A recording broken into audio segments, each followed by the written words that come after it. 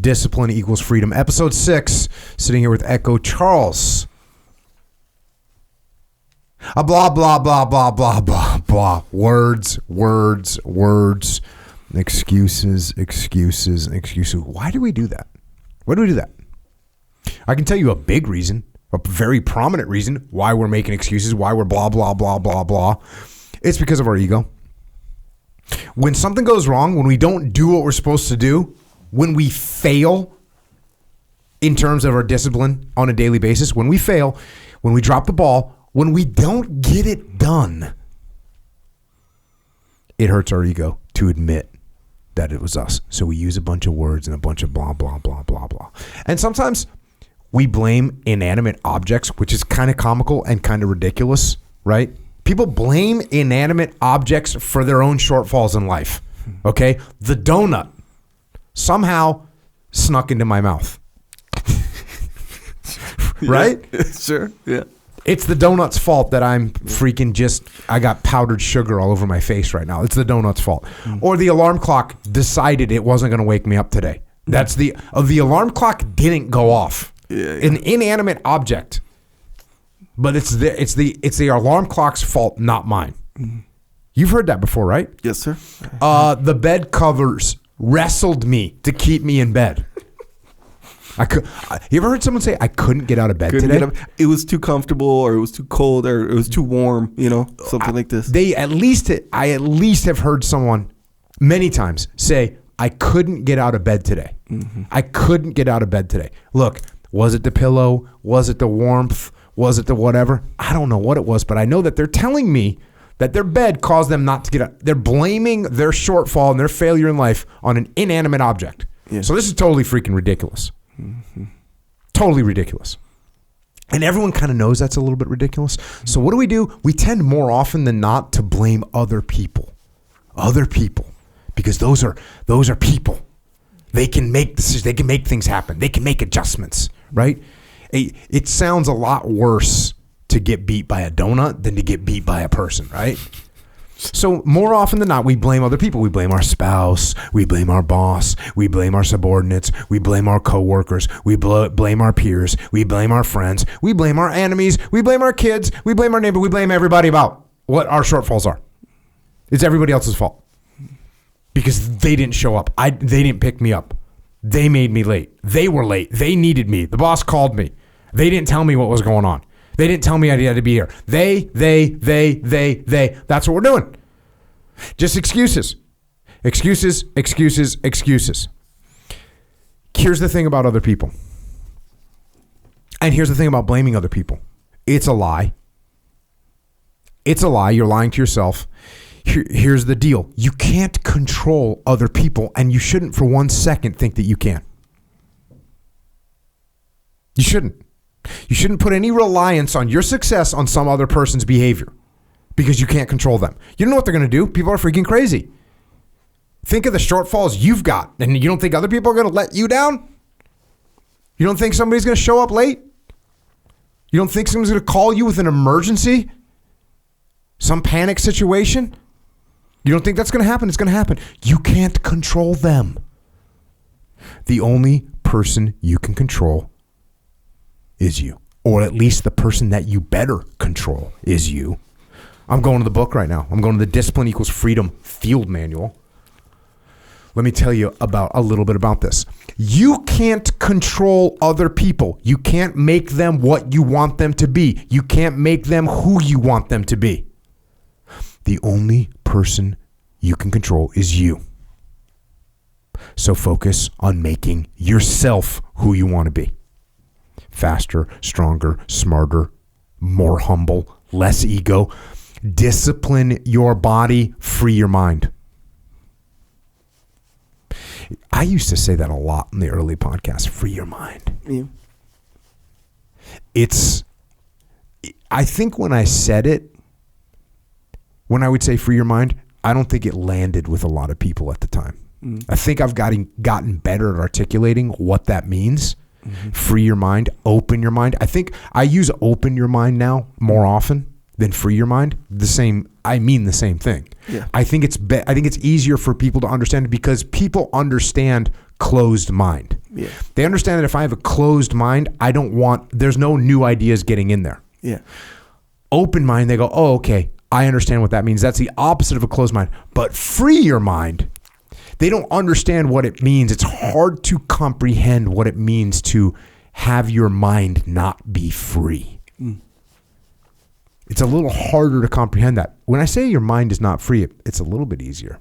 But to say like, oh, free mind versus what? Slave mind? Yeah, trapped mind. Yeah, trapped mind, something like that. It's hard to truly comprehend what that means, even at a surface level. Yeah. So I've started saying open your mind more. But it's the same thing. When I wrote this book, free your mind. That's what I meant. Open your mind up. Be able to comprehend, be able to see, be able to understand more. That's what our goal is. Discipline your body, free your mind. Get up early and go. Get after it, and you'll become the person you want to be. And you become that person through one small decision at a time. Isn't that kind of strange to think about? One small decision at a time. One little decision at a time. And who makes those decisions? Who makes those decisions? I do. You make those decisions. I make those decisions. We have control. And listen, can you get yourself in a situation where it might take some time to get out of? Yep, we can be there. I've told this story many times. My first deployment to Iraq, we move into these old broken down buildings on a former Iraqi military base. And what do we do when we move in there? The day we move in there, we start squaring them away. We start fixing things. We start building them out. I built myself a desk and a bed and partitions between other rooms for where other guys were sleeping. That's what we're doing. We're immediately squaring that stuff away. We're immediately making a habitat that we want to live in. The moment from moving in there to start to improve the situation was 0 seconds. As soon as I walked into this place where I got to live, I'm trying to fix it, stuff, and square it away and move it forward. A month into that deployment, we went and did a hit on a building. And I get in there, and there's the kitchen, what you would call the kitchen, which is basically one big room. The kitchen, the living room, the dining room were all kind of one big room. And in that room, about 4 feet from the counter where the sink was, where you would prepare food, was the trough where you would go to the bathroom. And there was multiple generations living there. And I remember thinking to myself, if I moved into this place today, in 1 second, I would be fixing this to where I wouldn't have to prepare my food and go to the bathroom within range of each other. Within 3 feet of each other. That's just not cool. I would have started fixing them. That's an attitude. Could I have fixed it all immediately that day? No, it's gonna take time to build that stuff up. But I would have fixed that small problem. I would have fixed that small problem immediately. So when we are in a situation, there is a way to get out. Can you do it overnight? And sometimes it seems overwhelming. You might find yourself right now in a situation where you don't like your job, you don't like where you're living, you don't like what's going on in your life, and it might seem like, oh, how am I ever going to get out of here? It's going to take time. Did you ever see the movie The Great Escape? Classic war movie. And there's a bunch of American soldiers and some Brits and whatnot, and they're trapped in a Nazi war camp, prisoner of war camp. And they come up with plans, and they're trying to break out of there. It's for you, I guess, the Shawshank Redemption, Yes, right? Sir. Yeah. These guys don't like the situation that they're living in. What do? They start to come up with a plan to get out of there. By the way, that's not only a plan to get out of there, it's also how they're going to stay sane. It's also how they're going to look at the world and dig up some kind of control over their life. And that's what you can do in your life. The minute that you say the guards are never going to let me out of here and the judicial system was bad and I got screwed over by my wife framed me and that's why I'm locked up in this prison, because that's what they're all saying. But you can do something about it. And you take a little tiny step. You take a little tiny step. You take out the little, what'd they use? The mineral hammer? Oh, on Shawshank? Yeah, on Shawshank. Yeah, it was a rock hammer. Little rock hammer. Little tiny rock hammer so he could look at minerals and carve a hole in the wall over months and years. Years. That's what we're all doing. That's what we're all doing. Making little decisions.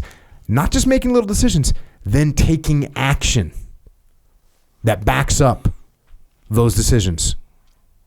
And you got to keep that strategic vision in mind.